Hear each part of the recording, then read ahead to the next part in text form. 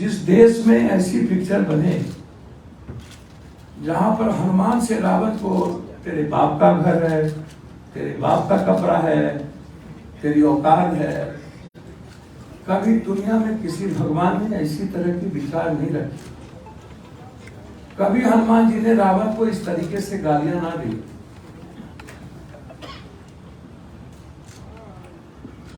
थोड़ा पानी उनी पीना थोड़ी देर बंद कर दीजिए, बहुत पी लीजिए। जब हम बोले ना तो थोड़ा इस सब चीजों पर पाबंद रखिए।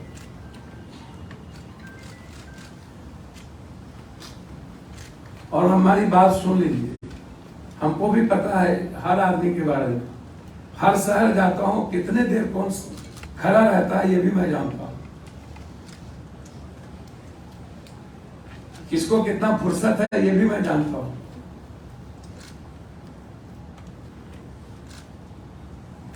मैं सिर्फ शुरू करना चाहूंगा उन बातों को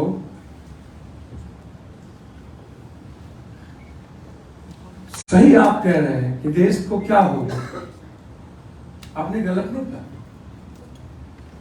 आपने यह भी कहा कि संघर्ष के अलावे, विचारों के अलावे कोई दूसरी बात नहीं हो सकती। आपने यह बात भी सही कही।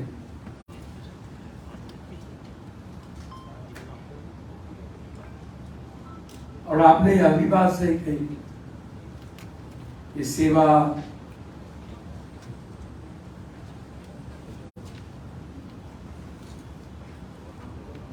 चाहे वो महाभारत का कृष्ण मथुरा के हो या कुछ पल वृंदावन के, हम आज से नहीं जानते हैं इस दुनिया को। हम कोशिश किए हैं विदेशों से लेकर अभी तक कुछ बातों को जानने का। मैं इस मामले में आपके साथ हूं। जिस देश में हमको यह समझ लेना चाहिए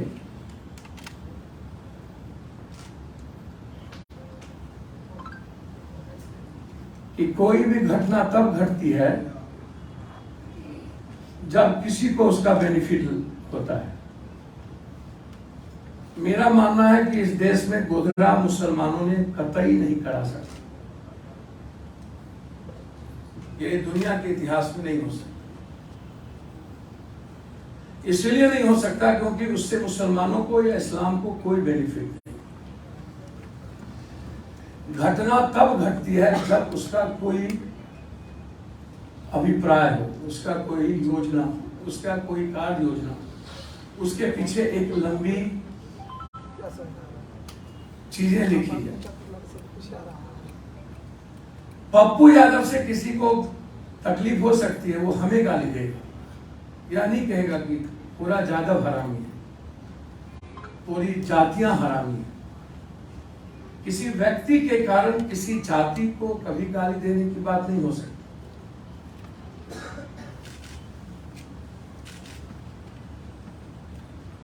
और इस कंट्री ने उसको भी एक्सेप्ट किया।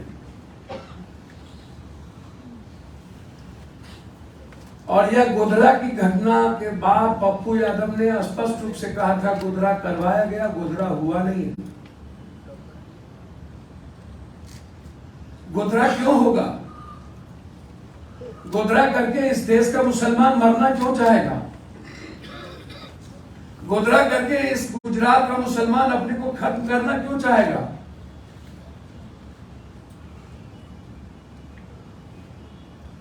इस हिंदुस्तान में मुसलमान के अलावे कभी सिख पर बात हुई, कभी ईसाइयत पे बात हुई, कभी यहूदी पे बात हुई, कभी सनातन हिंदुत्व की चर्चा हुई? सिर्फ मुसलमान और कट्टर हिंदुत्व के अलावे दूसरी कोई बात हुई इस हिंदुस्तान में? क्या इस हिंदुस्तान के नेताओं को ईसाइयत के बारे में चर्चा करने की कोई हिम्मत क्यों नहीं हुई? क्योंकि उसके यूरोप से फटती है। जब कोरोना आया था तो साध के बारे में कही गई बीजेपी के द्वारा कि साध ने कोरोना लाया। मैं जानना चाहूंगा 24 घंटे के अंदर साध जैसे शब्द चैनल से क्यों उतर गया? कौन ऐसी ताकत थी साध के पीछे कि साध को आज तक गिरफ्तार नहीं किया गया? नरेंद्र मोदी जी की हिम्मत क्यों नहीं हुई जिस साध के नाम पर मुसलमानों को जीना दुर्लभ कर दिया हिंदुस्तान में, उस साध ने आज तक गिरफ्तार कर दिया। सब्जी की दुकान बिहार हो गई,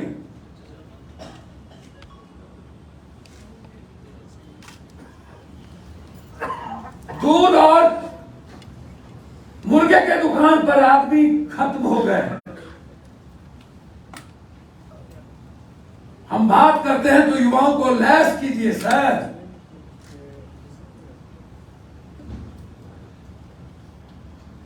साध आज भी दुनिया का नायक है, आज भी जमात को लेकर के वो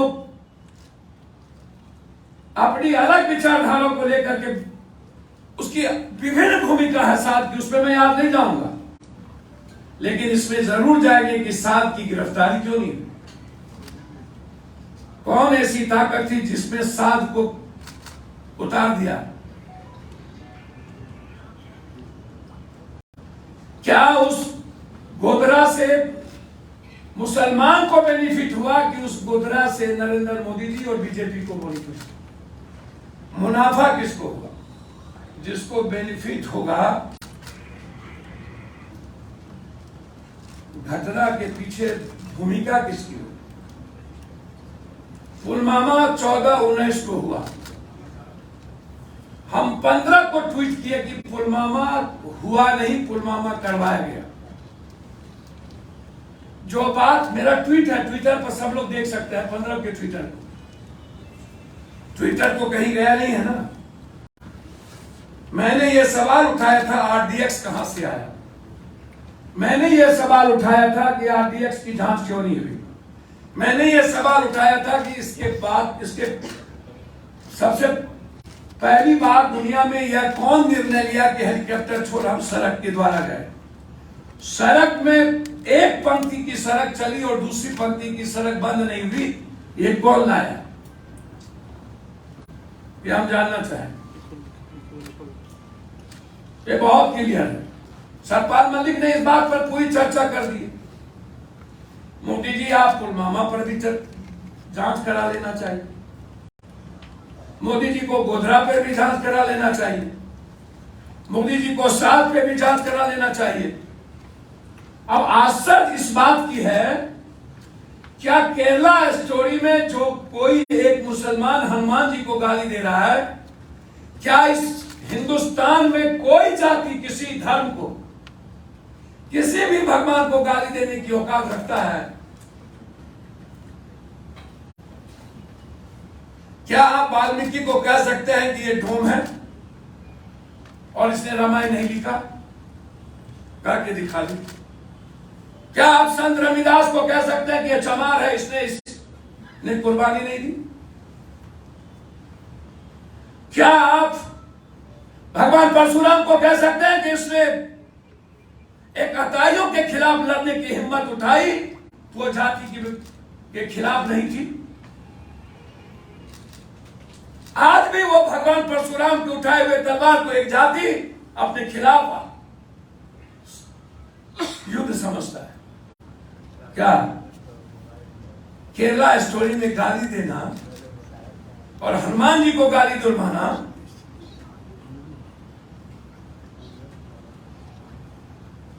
इस कंट्री में अब आ रहा है सावरकर, फिर एक पिक्चर नहीं आ रहे हैं। मुझको यह समझ में नहीं आई, 9 सालों के अंदर गोधरा से पुलवामा, पुलवामा से एक्सीडेंटल पीएम, मनमोहन सिंह जी को गाली देने के बाद जननायक मोदी, मोदी के बाद कश्मीर फाइल, कश्मीर फाइल के बाद केरला स्टोरी, फिर बजरंगबली। मध्य प्रदेश में 3 दिन पहले बीजेपी के मुख्यमंत्री ने बजरंग दल को घेर करके 3 घंटा पिटवाया, 3 घंटा बजरंग दल को पिटवाया। बीजेपी के लोगों ने, बीजेपी के मुख्यमंत्री ने, मोदी जी कहां चली गई बजरंगबली? मध्य प्रदेश में जब बजरंग दल के लोगों ने शराब के खिलाफ उतरकर आंदोलन कर रहा था तो एसपी और डीआईजी घेर घेर के पीट रहे थे। बजरंगबली कर्नाटक में। और अब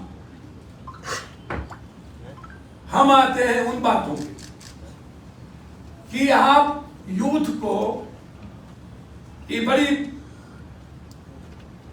तादाद में, यह गर्व का विषय है मेरे इस समूह में जो लोग हैं, कहीं ना कहीं से उनका जो कमिटमेंट है, उनकी जो प्रतिबद्धता, आइडियोलॉजी, उनके जो विचार हैं पप्पू यादव और इस पार्टी को लेकर, इस तरह के कमिटमेंट वाला यूथ जिसकी संख्या 40% हो, 60 हो सकता हो, ना हो, 60 ढुलमुल में हो, अब परिस्थिति के कारण कुछ अलग भी हो, लेकिन जो संख्या, मैं तो बार बार कहता हूं, अभी कर्नाटक में रघुपति जी चुनाव हुआ तो बीजेपी के तो सीएम भी चले गए, बीजेपी के तो 11 मंत्री चले गए, बीजेपी के सारे लीडर चले गए। और जब अब मध्य प्रदेश में चुनाव की बारी आई तो पूर्व मुख्यमंत्री जोशी जी का बेटा जो मिनिस्टर था वो भी चला गया। जोशी जी जो मुख्यमंत्री थे, और समझ में मुझे नहीं आया कि तेलंगाना में जो बीजेपी 350 करोड़ रुपया का एक विधानसभा चुनाव लड़ता है, वहां पर आश्चर्य होगा आपको, लगभग तेलंगाना के नेता बीजेपी नहीं जाकर के कांग्रेस ज्वाइन कर रहा। ये या कहना कि कोई विचारधारा अब बची है और उसको लैस किया जा सकता है बगैर इकोनॉमी पर, बगैर एजुकेशन और बगैर एक विकसित समाज के बगैर और एक विकसित व्यक्ति के बगैर, कि आप हमेशा विचारों की बात करते रहे। ये जितने लोग हैं, जो लोग आते हैं, जो कभी सावरकर से नीचे बात नहीं करते हैं और हवा बदलते ही दुनिया बदल जाती है, ऐसे लोग बहुगुना, जैसे लोग बहुगुना, जोशी जो मुख्यमंत्री थे वो बीजेपी में चले गए, जो कांग्रेस के अध्यक्ष थी वो चली गई बीजेपी में उत्तर प्रदेश में, और अब जब चुनाव आया कई लोग इधर से उधर बिहार में भी करेंगे, देश में भी करेंगे। मेरा मानना यह है, और मैं बिल्कुल, आपने सही कहा कि अभी हम लोगों को इलेक्टोरल पॉलिटिक्स पे बात कर लेनी चाहिए। हम लोग मंदिर में नहीं बैठे, और बिल्कुल राजनीतिक पार्टी का मतलब है एक सत्ता, एक सियासत, और हर परिस्थिति में चुनावी प्रक्रिया में जीतने का मूल मंत्र। और हम आए भी उसी लिए हैं। संघर्ष की बात आप करते हैं, हमारे प्रदेश अध्यक्ष यहां बैठे हैं, पहले रघुपति बाबू प्रदेश अध्यक्ष थे। लगभग हर व्यक्ति से महीने में जूम पर कभी न कभी किसी न किसी चीजों पर बातचीत होती रहती है। मुझको एक बात समझ में नहीं आती है कि प्रदेश अध्यक्ष जी जब कभी भी जिले में जिला कमेटी की बैठक के लिए आग्रह किया और बढ़ने की बात की, कभी भी जिला अध्यक्ष और अन्य लोगों ने 70% जिला अध्यक्ष दिलचस्पी नहीं दिखाई। मैं जानना चाहता हूं कुशवाहा जी, बताएं। हमने पूरी स्वतंत्रता के साथ इनको मैंने छोड़ा। मैंने पहले कहा कि अखलाक भाई उस माहौल में, जिस माहौल में पार्टी ही यह तय कर ली हो कि हमको विचारधारा को कुछ तवज्जो देनी ही नहीं है,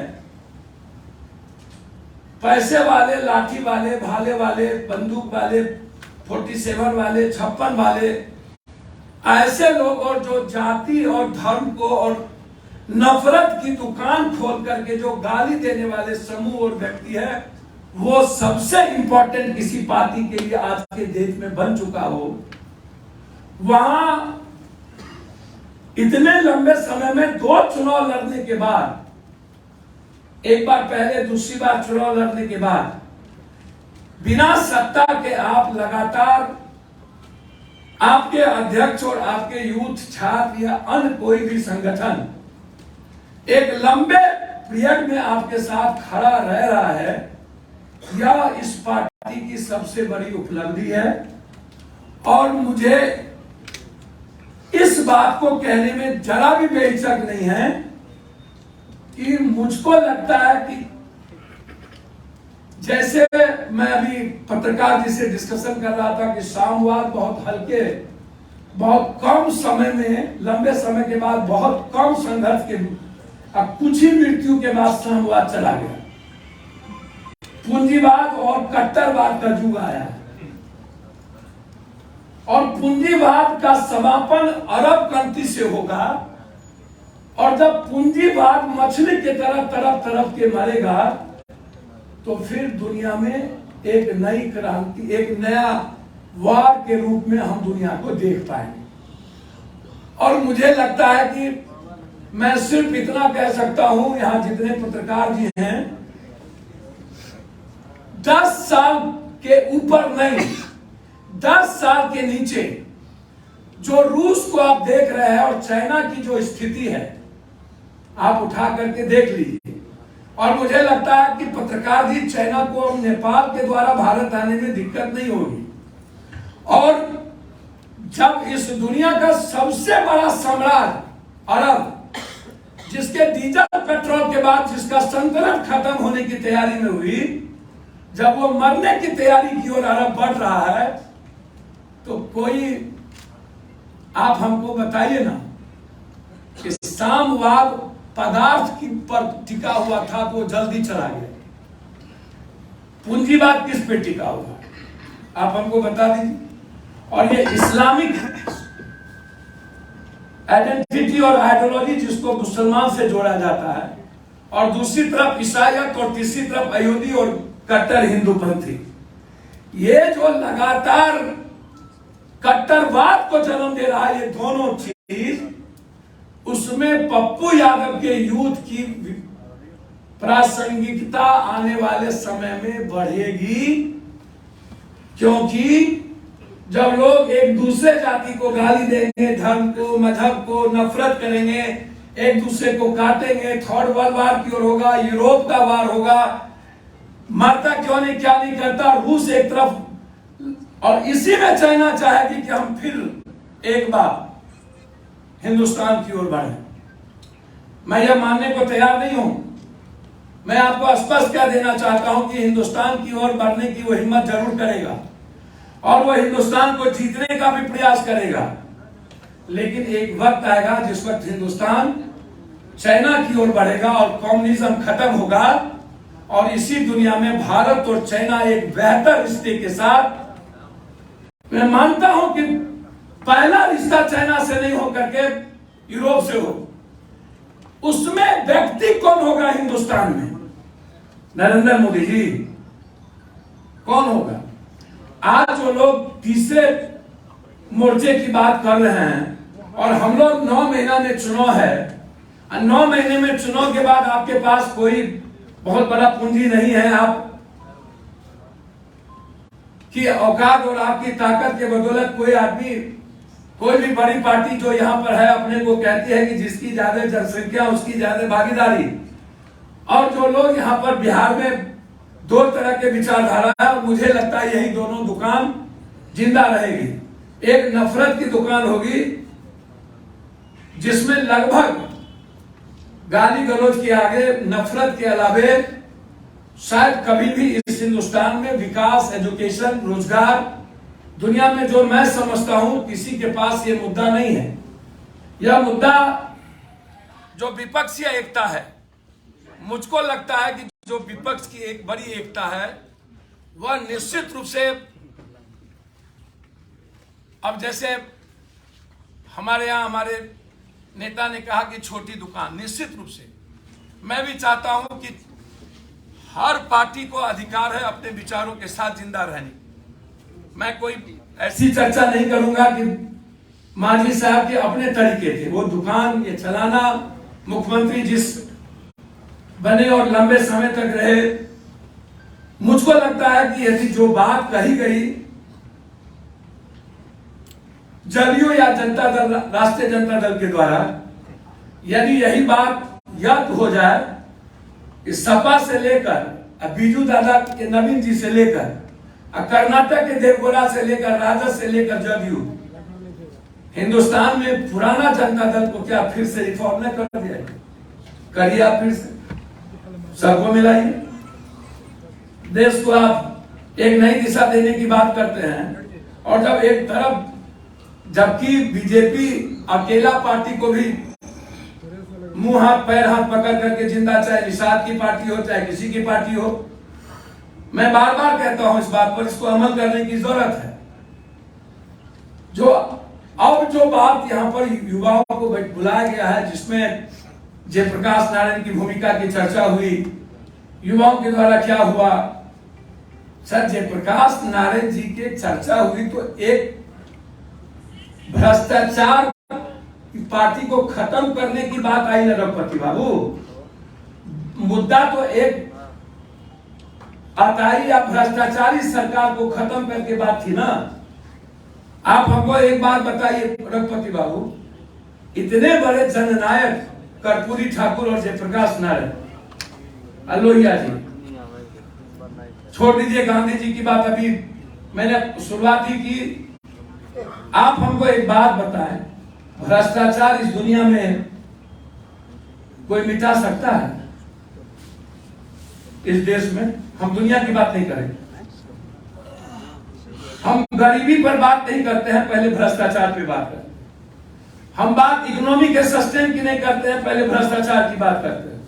हम बात राइट ऑफ एजुकेशन की नहीं करते हैं, पहले भ्रष्टाचार की बात करते हैं। हम राइट ऑफ हेल्थ की बात नहीं करते हैं, पहले भ्रष्टाचार की बात करते हैं।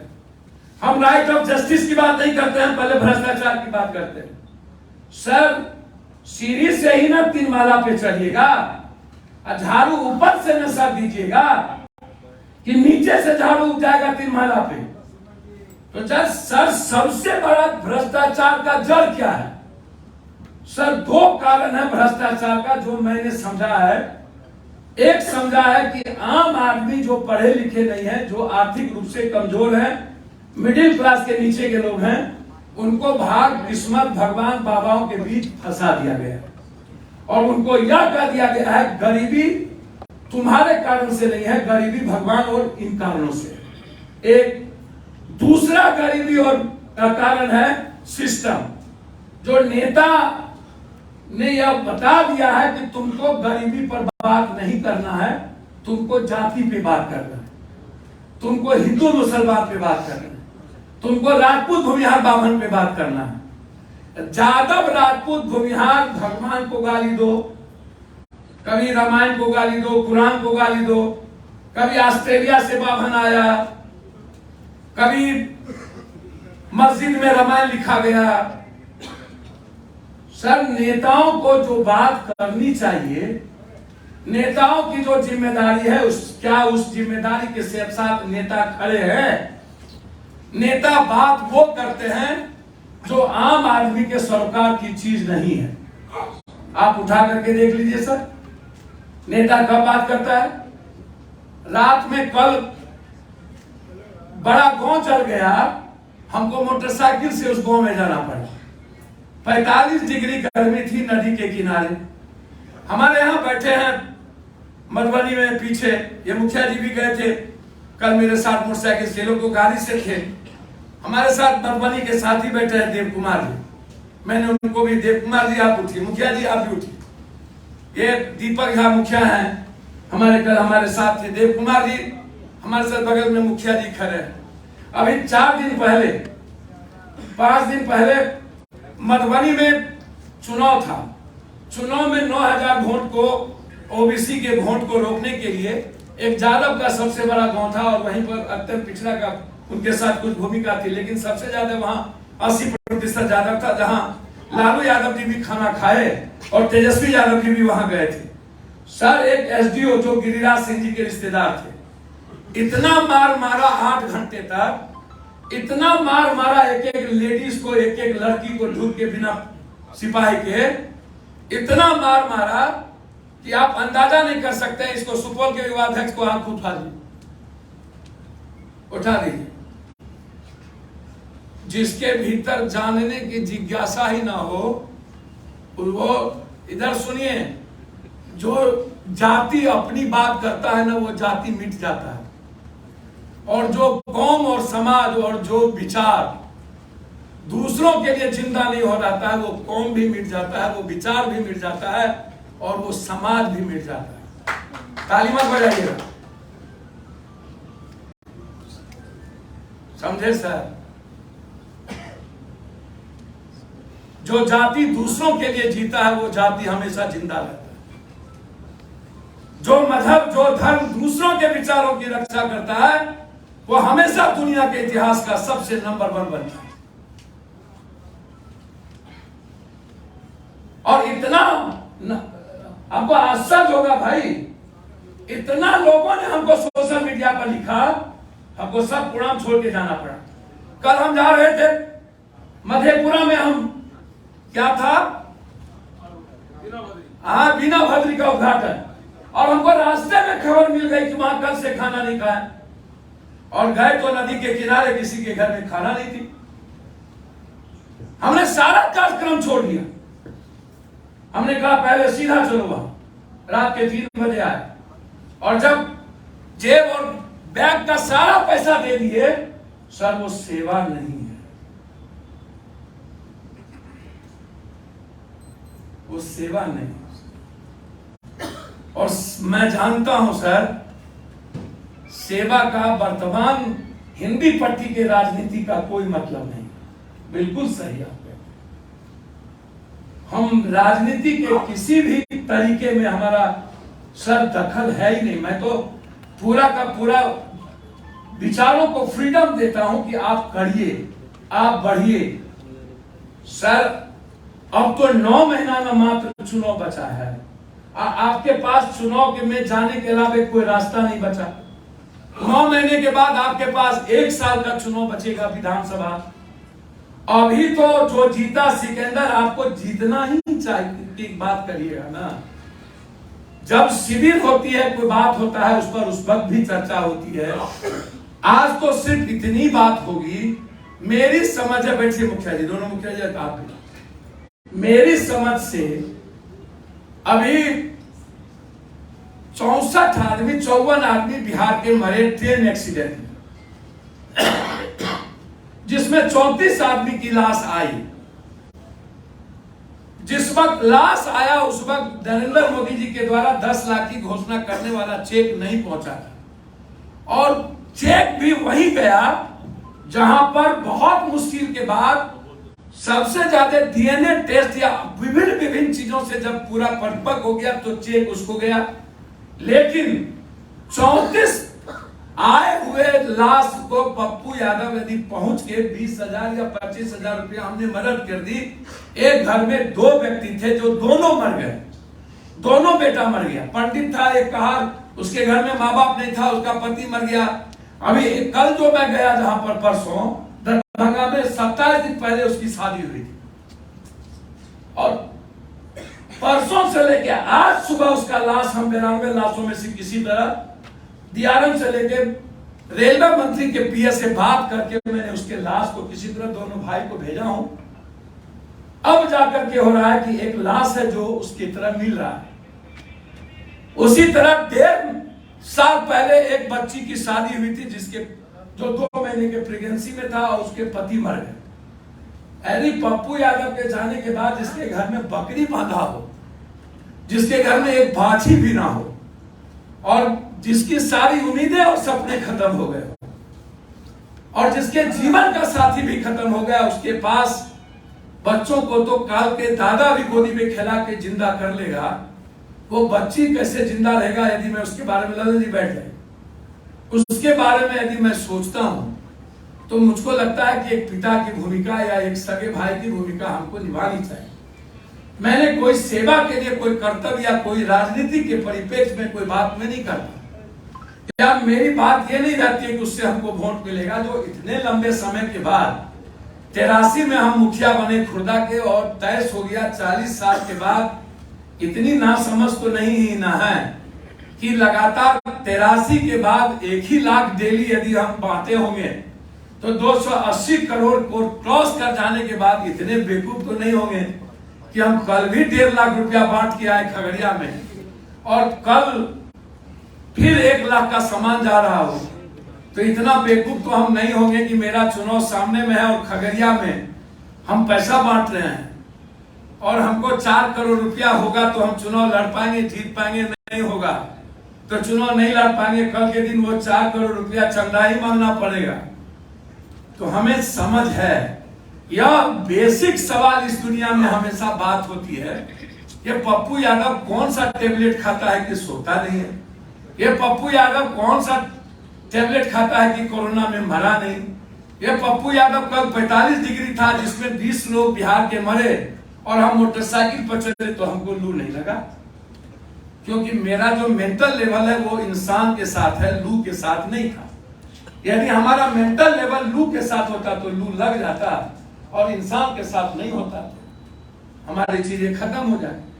अपने अपने तरीके, दुनिया में बहुत सारे लोग आए हैं जो महापुरुष या कुछ बने हैं तो अपने तरीके से जीवन को जीते हैं। अब ये बिंदु बहस का नहीं है कि पप्पू यादव सेवा क्यों करता है, पप्पू यादव पैसा कहां से लाता है, पप्पू यादव बांटता क्यों है, पप्पू यादव देता क्यों है, पप्पू यादव करता क्या है।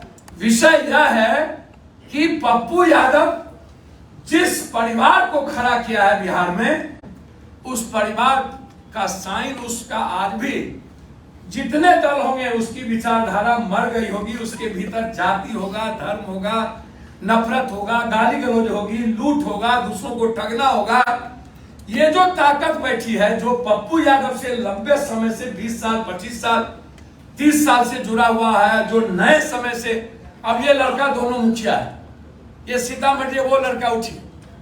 मैं कई दिन पहले जाना हो कि आप जादव नहीं है और कुशवाहा नहीं है, दूसरा आप बताइए कब जाने आप?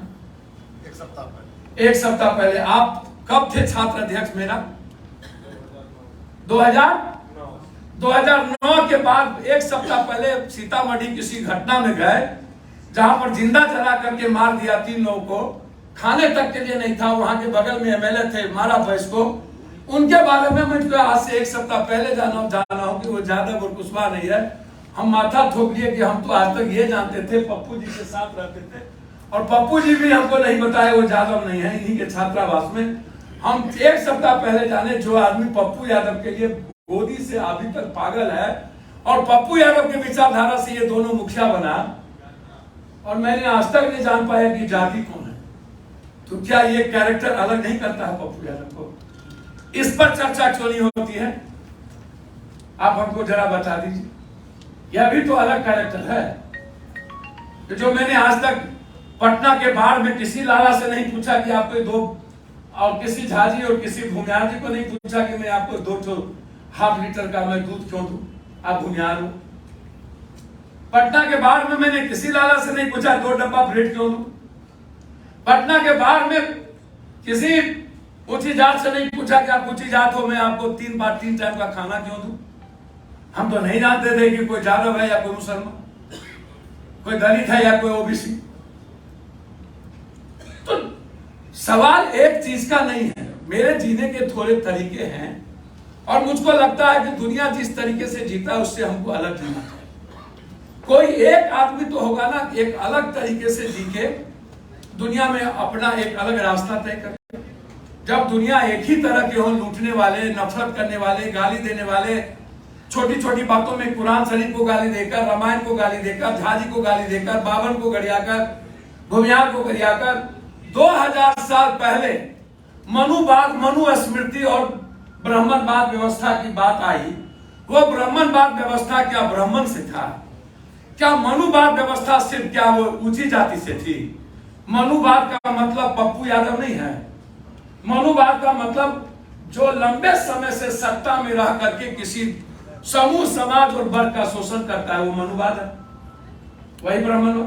200 साल पहले अमेरिका में काला गोरा के लंबे संघर्ष के बाद आज तक दोबारा अब्राहम लिंकन के बनने के बाद, बराक ओबामा के बनने के बाद कभी काला गोरा का चर्चा तक नहीं हुआ आज तक। और वर्ल्ड के हिस्से में अब्राहम लिंकन जैसा राष्ट्रपति नहीं हुआ, फिर बराक ओबामा जैसा राष्ट्रपति नहीं हुआ। एक खूनी विचारधारा मृत होने के बाद यूरोप ने अपनी जिंदगी तय कर ली कि भारत 2000 साल पहले जब मध्यकालीन युग में जाति व्यवस्था को बड़े बड़े ब्रह्मज्ञानी के द्वारा लाया गया, तब से लेकर के आज तक जाति व्यवस्था को कायम करने वाला हम आज भी विकास की बात न करके मनुवाद और ब्राह्मणवाद को गरियाते हैं। आज भी हम जाति को गरियाते हैं। आज भी हम बात अम्बेडकर की करें ना, हम बात संविधान की करें ना, हम बात 1 लाख रुपया देने की करें ना, हम बात ये नेता से किसने रोका? लालू यादव जी थे, देवेगौड़ा प्राइम मिनिस्टर थे, मायावती थी, मायावती का सपोर्ट था, गुजरात पीएम थे, बीपी सिंह पीएम थे। किसने रोका जाति जनगणना से? किसने रोका 90 सूची में आरक्षण लाने से? किसने रोका मायावती जी को 90%, 65% निजी क्षेत्र में आरक्षण देने से? जब आपको मौका मिला, आपको जितना गाली दे ऊंची जात दे दीजिए। जब आप ऊंची जात के लोगों को 10% आरक्षण दिए हैं अपने हिस्से का, जो हमारे भाई को देना चाहिए, तो आपको 90 सूची में आरक्षण लेने में आपको फटती क्यों है? मैं जानना चाहता हूं नेताओं से। जब स्टालिन ने 90 सूची में लाया, तो लालू यादव जी, नीतीश कुमार जी लाने में क्या दिक्कत है? जब गहलोत ने राइट ऑफ हेल्थ लाया, तो राइट ऑफ एजुकेशन और राइट ऑफ हेल्थ को नीतीश कुमार जी को लाने में क्या दिक्कत है? और राइट ऑफ वर्क को लाने में क्या दिक्कत है? आप लाइए ना। आप नहीं ला करके जबरदस्ती सब दिन, कभी कोई किसी को गरिया रहे हैं, कभी कह रहे हैं मियाँ कौन कट्टर नहीं है जी, मियाँ कट्टर है, जालव कट्टर नहीं है, राजपूत कट्टर नहीं है, भूमिहार कट्टर नहीं है, कुर्मी कट्टर नहीं है। हम कितना कट्टर है इसको देखते नहीं, और जबरदस्ती ईसाइयत से ज्यादा कट्टर दुनिया में कोई था क्या? यहूदी से ज्यादा कट्टर था क्या तो दुनिया में? कौन कट्टर नहीं है इस दुनिया में? हमेशा हम मुसलमानों को गाली क्यों देते?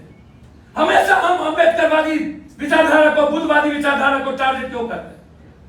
हमेशा हम दलित का एक्सप्लॉयटेशन क्यों करते हैं? काहे? क्यों हम एक लंबी लकीर खींचने की तैयारी में नहीं है? हमेशा एक तरह की विचारधारा कब तक चलेगा इस दुनिया में? मंच पर आओ, गाली शुरू। ये 3% दलाली करते थे। कब दलाली करते? राजा थे कृष्ण, राजा थे मौर्य वंश, सबसे ज्यादा राजा तो अत्यंत पिछड़ा कुशवाहा यादव लोग थे।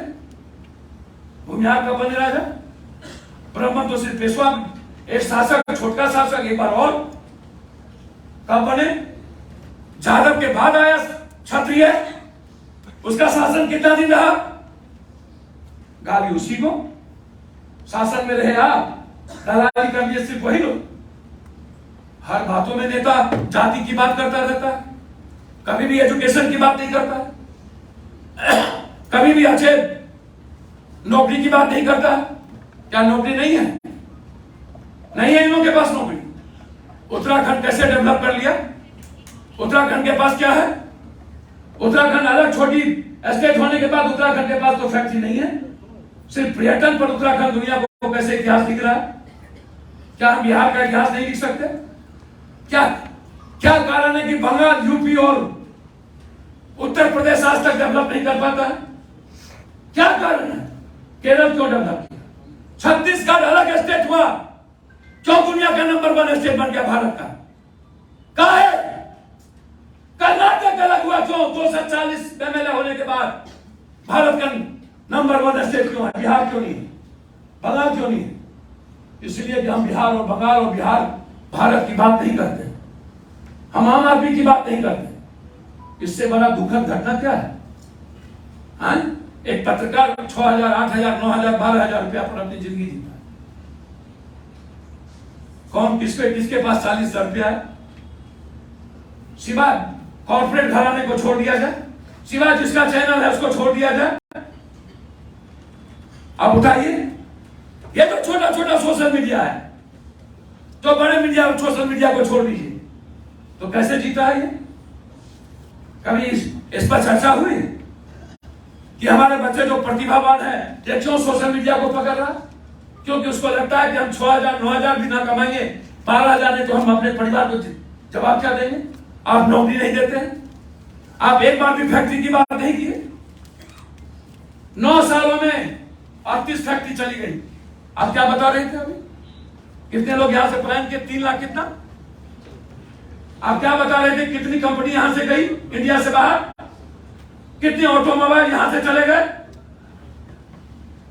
कितना? इंडिवर से लेकर के किस किस का नाम गिनाओ? आज उसके लिए बैंक का सारा पैसा बाहर, आज उसके लिए नहीं।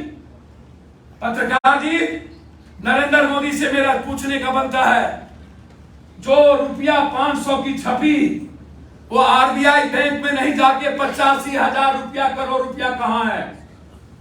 85,000 करोड़ रुपया कहां है? 85,000 करोड़ रुपया कहां है? 85,000 करोड़ रुपया कहां है? क्या बनता है पूछने का कि नहीं? अर्थात है सेल कंपनियों के पास हाँ? नरेंद्र भाई, पुलवामा का क्या हुआ? जांच क्यों नहीं? आप लैस किस चीज से हुई? एक भी यूथ लड़ना नहीं चाहते हैं, धरना पर बैठना नहीं चाहते। सर, आप सिर्फ मोटरसाइकिल गाड़ी वाले को कांग्रेस वाले की तरह आप गांव में साइकिल वाले को वर्कर क्यों नहीं बना रहे?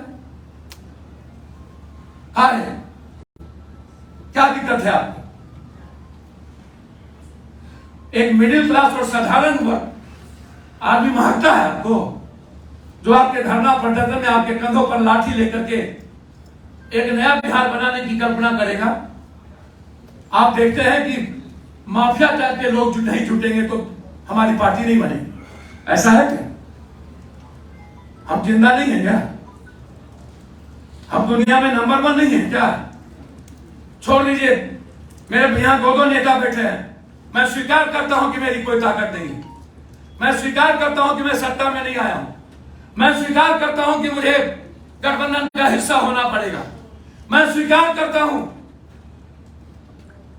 कि मैंने किसी एक बड़े जाति कौम को मैं अपने हिस्से से नहीं जोड़ पाया हूं। लेकिन एक बात अखलाक भाई, यदि पूरे देश में बिहार के लीडरशिप की चर्चा होगी, इंडिविजुअल लीडर की बात आएगी, तो पप्पू यादव नंबर 1 होंगे या नहीं, मैं ये जानना चाहता हूं। खाली मत हो जाइए, मैं इंडिविजुअल लोगों की बात करता हूं।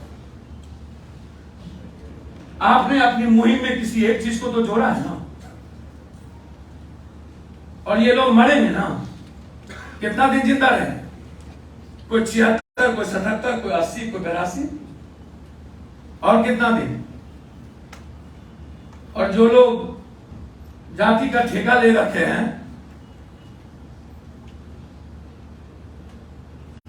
कभी कभी कोई कहता है हमको कि एक बार और मोदी। हमने कहा मोदी जी को एक बार और आने के लिए उनको दंगा करवाना पड़ेगा बड़े लेवल। बिना बड़े लेवल पे दंगा करवाए और हिंदू मियां को कटवाए, या कोई बड़का नेता को मरवाए, या कोई बड़का फिर से कोई पुलवामा करवाए, नरेंद्र मोदी जी के आने की संभावना नहीं। फिर मैं क्या रहा हूं ये समझिए। सर, हिंदू मुसलमान शुरू हो चुका है, उठा के देख लीजिए आज 10 दिनों से। नहीं नहीं नहीं नहीं नहीं, नहीं। रोहिंग्या से लेकर के कई ऐसे मुद्दों को लेकर सर, नरेंद्र मोदी जी के पास जीतने के लिए सिवाय हिंदू मुसलमान के कुछ नहीं है। सिवाय पुलवामा के कुछ नहीं है। सर नरेंद्र मोदी जी यूथ को क्या कहेंगे? नरेंद्र मोदी जी महिलाओं को क्या कहेंगे? 1200 रुपया दाल का दाम, चप्पल का दाम, गैस ऑक्सीजन का दाम, ये स्मार्ट मीटर, आप इशू से क्यों नहीं जोड़ते हैं? हम अपने नेता की भाषण सुन रहे थे, बेरोजगार सम्मेलन करिए। सर हम सबकी स्पीच सुने, मोबाइल खोला हुआ था सर। कुछ लोगों ने हमको कहा कि पप्पू जी आप इजी गोइंग बहुत हैं। जो नेता इजी गोइंग होता है, हमने कहा, बोला हिंदुस्तान का कोई भी नेता इजी गोइंग नहीं। हमने कहा उसको डर है कि उसका कोई फोन उठाएगा कि नहीं, सुनेगा कि नहीं, या कोई 200 रुपया मांग लिया देगा कि नहीं। उसको लगता है कि हम नहीं दे पाएंगे तो हम भाग जाएंगे। पप्पू यादव को यह डर नहीं है। हम तो बैठते ही हैं दोनों जेब भर के, और हम बैठते ही हैं 4 पीए को बगल में खड़ा करके कि एक साथ 5 डिस्ट्रिक्ट कलेक्टर को लगाओ, एसपी को लगाओ, और एक साथ 4 मेडिकल को खड़ा करके रखते हैं कि जहां जहां आतंक है मेडिकल का, तुम सीधा वहां गाड़ी लेके पहुंचो। हम तो तय करने आए हैं अलग इतिहास। मैं मानता हूं और इस बात को मैं स्वीकार करता हूं कि जो चीज सस्ते में मिल जाता है उसकी वैल्यू कम होती है। प्रेम को भी सस्ते में मिलना नहीं चाहिए, बड़ा दिक्कत हो जाती है। इससे ही प्रेम मिल जाता है। पप्पू यादव, मैं मानता हूं कि मैं आम लोगों के लिए एक्सेस हूं। मैं मानता हूं कि बिहार के हर लोगों के लिए एक्सेस हूं। मैं मानता हूं कि बिहार के हर दल और हर जाति के काम करने के लिए मैं एक्सेस हूं। तो एक दोस्त ने हमारा अमेरिका से कहा एक काम करो, तुम संकट और जो सबसे ज्यादा गरीब है किसी परिस्थिति में, तुम उसके लिए एक्सेस रहो, नेता और आम लोगों के लिए एक्सेस ना हो। तो हमको लगा जरा आज देखते हैं, यहाँ नेता सब बैठा है, एक्सेस नहीं रहते हैं, थोड़ा लिख लेते हैं। और कुछ नहीं किए सर, सुने सबका, सुनते सबका है, करना भी सबके, फोन को भी यूज करते हैं। मेरा सिर्फ अंत में एक आग्रह है आप सबसे। मैं बहुत बात मैं धन्यवाद देना चाहूंगा अपने यूथ अध्यक्ष को और अपने ऑफिस को। लगातार और 4 परत टेलीफोन के बाद पप्पू यादव को फोन करना पड़ जाए।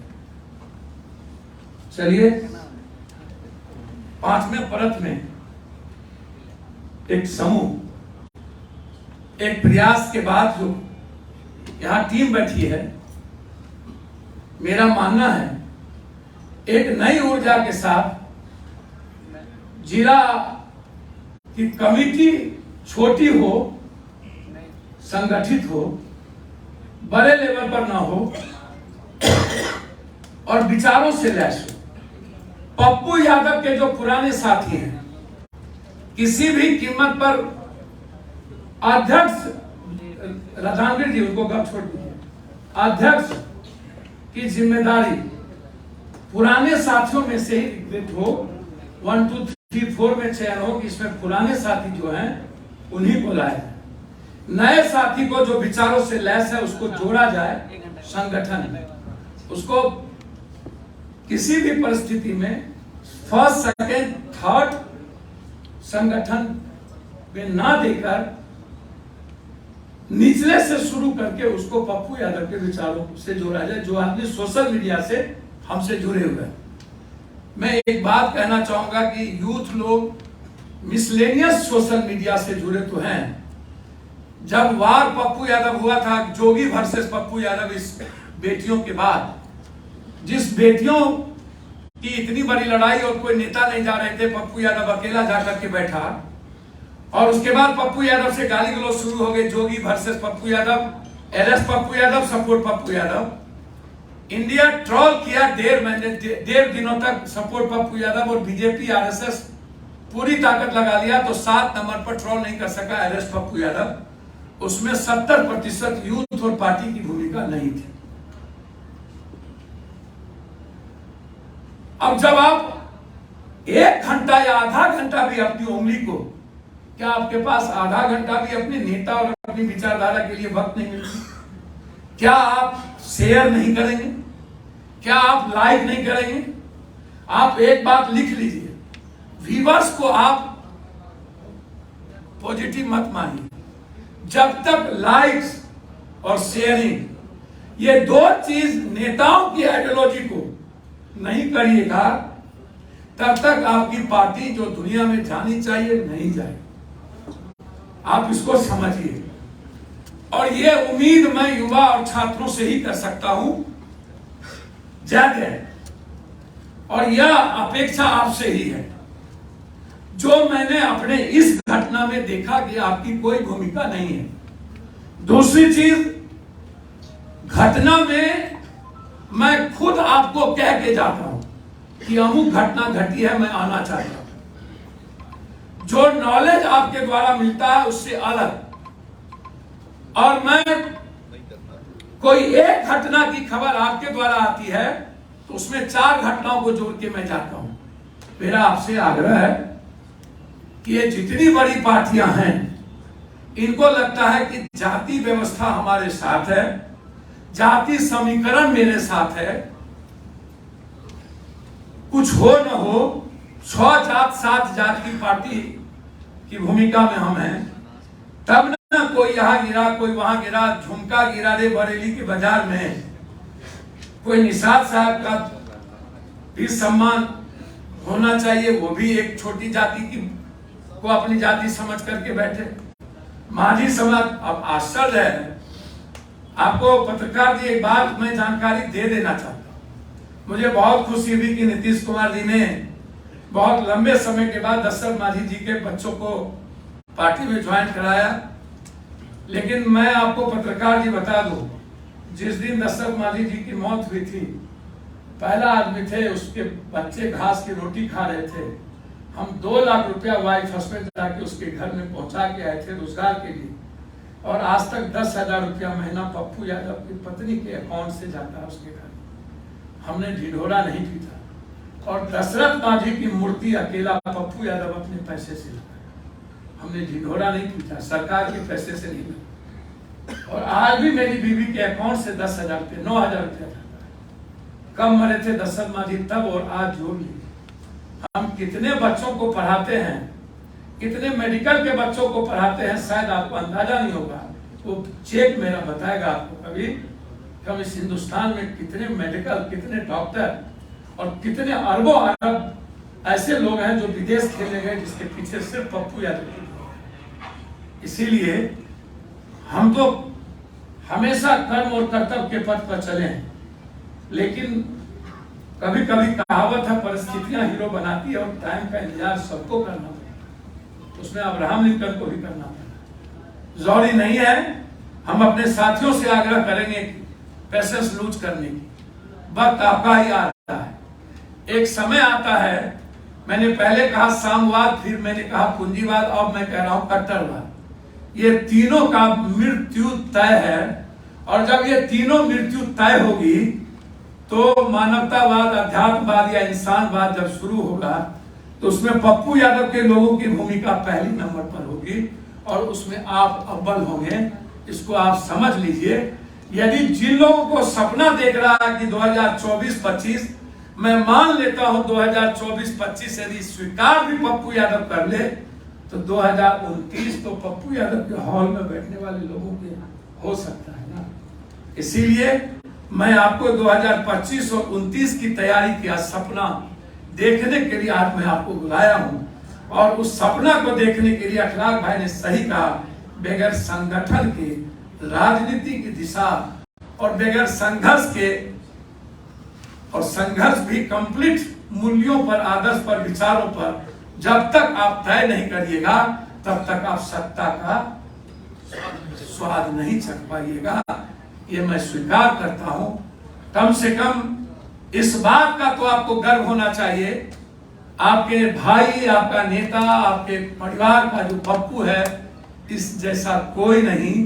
यह आपके गांव में, आपके कस्बे में, आपके घर में, आपके परिवार में, आपके पड़ोस में, हर जात में यह कहने वाला नहीं मिलेगा कि आपका नेता सही नहीं है।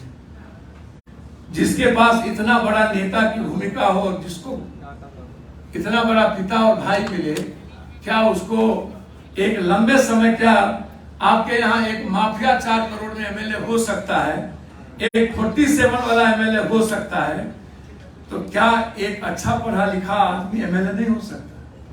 क्या इस पर हमको बहस नहीं करनी चाहिए? क्या सब दिन राइफल, बंदूक और बालू माफिया, शराब माफिया ही बनेंगे? क्या सब दिन पैसे का ही खेल चलेगा? क्या पैसे के बगैर इस दुनिया में राजनीति नहीं होगी? क्या पैसे के बगैर कल आप एमएलए नहीं बनेंगे? क्या आपको नहीं लगता कि आप एमएलए के लायक? क्या आपको नहीं लगता कि आपका नेता आपकी मां से ज्यादा आपको सम्मान और प्यार करता है? ऐसा नहीं लगता है? क्या आपको नहीं लगता कि किसी नेता का दरवाजा न खुला हुआ? क्या आपको नहीं लगता कि कोई फोन से बात नहीं कर सकता? क्या आपको नहीं लगता कि कोई 10 दिन और 1 महीना रह करके भी किसी नेता से नहीं मिलता है? और हम 3 बजे तक जब तक किसी से मिलते नहीं है, सोने नहीं जाते हैं?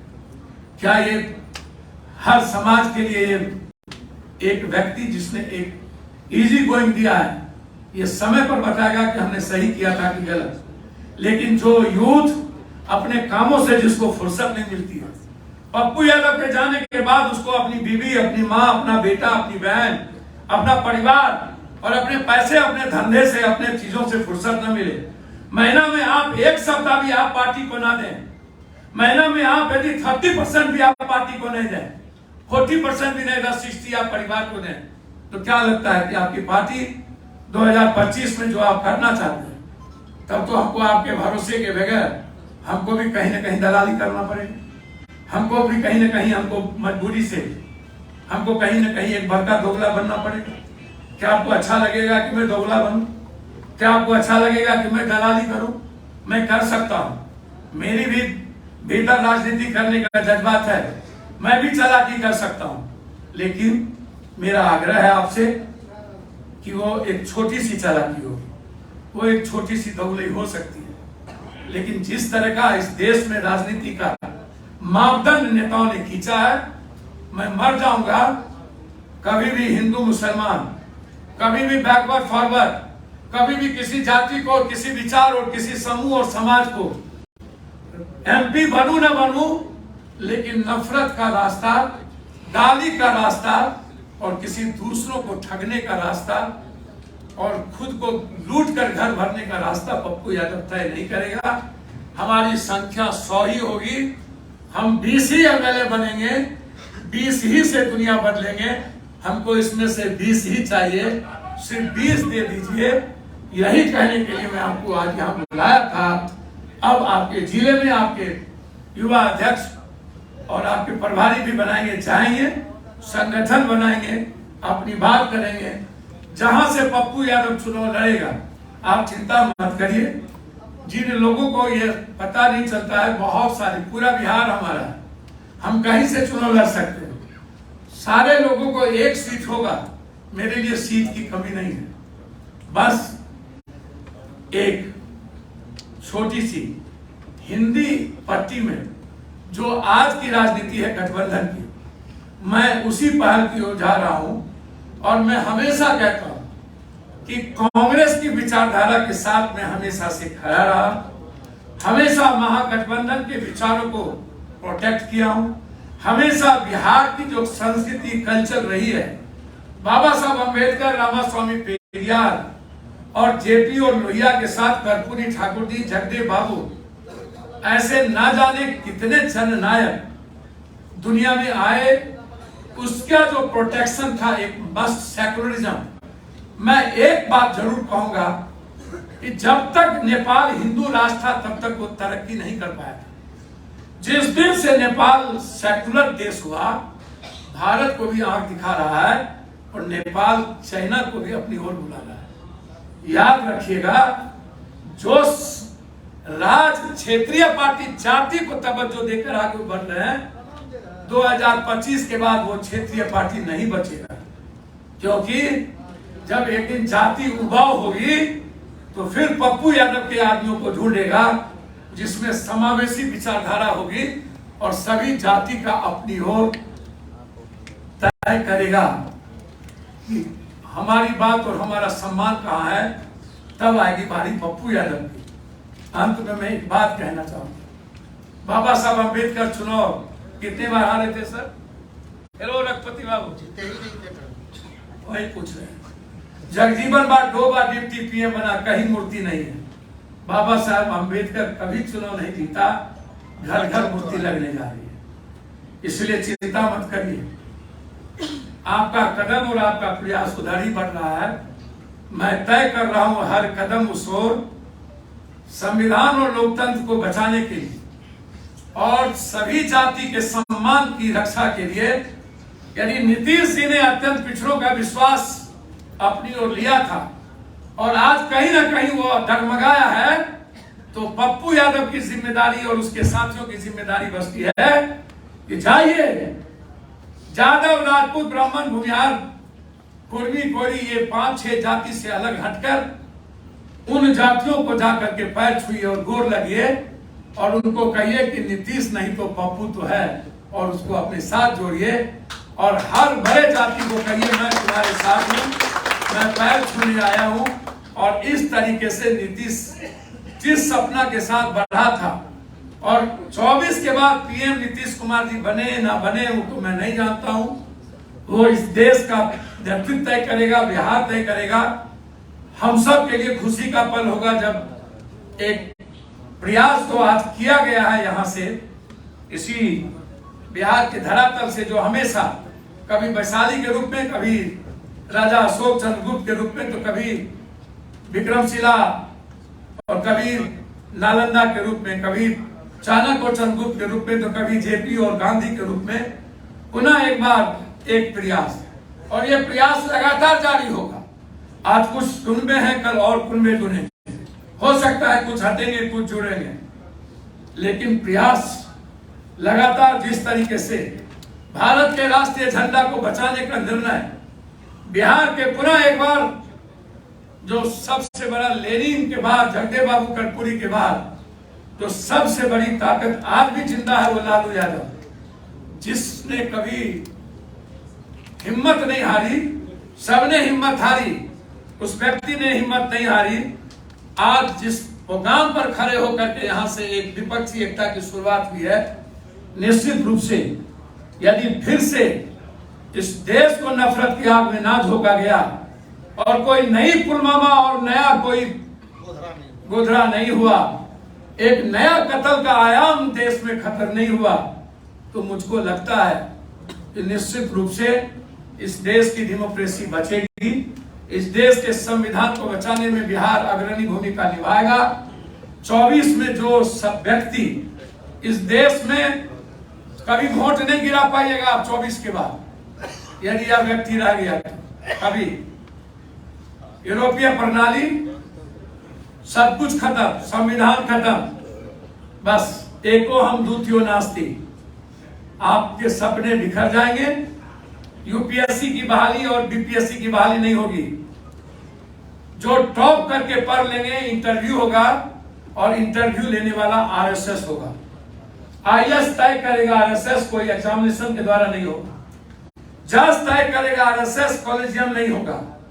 यहाँ जो जादव जी, राजपूत जी, भूमिहार जी लोग बैठे हैं, झा जी, अन जी, मुसलमान जी लोग, याद रखिएगा इस बात का, ये कोई जाति का देश नहीं होगा।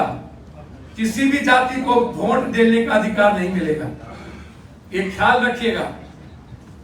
और यह देश आम आदमी का नहीं, पूंजीपतियों का देश हो जाएगा और इस देश को पूंजीपति चलाएगा। आरएसएस उसके राष्ट्राध्यक्ष होंगे और आपका कोई भी एग्जामिनेशन नहीं होगा। आरएसएस तय करेगा कि कौन सा टॉपर पीजी करने के बाद, टेक्निकल करने के बाद किसको टॉपर में नौकरी मिलनी चाहिए, किसको नहीं मिलनी चाहिए, ये तय वो करेगा। इसलिए यह बनास का यह हॉल इतिहास गवाह होना चाहिए कि आज से यहां से यूथ जाएं तो संगठन और संघर्ष को अपनी जिम्मेदारी के साथ बेरोजगार सम्मेलन की तैयारी करें। जहां हमें निमंत्रण दिया जाएगा हम वहां भी आएंगे।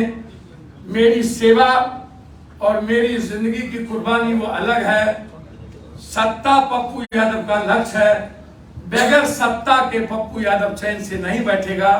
इन्हीं शब्दों के साथ आपका अभिवादन, आपका अभिनंदन। आप आए इसके लिए आपका बार बार मैं आपको बधाई देता हूं और आप मेरी बात को समझे होंगे। जाति को गाली नहीं दीजिएगा, जाति को ठेस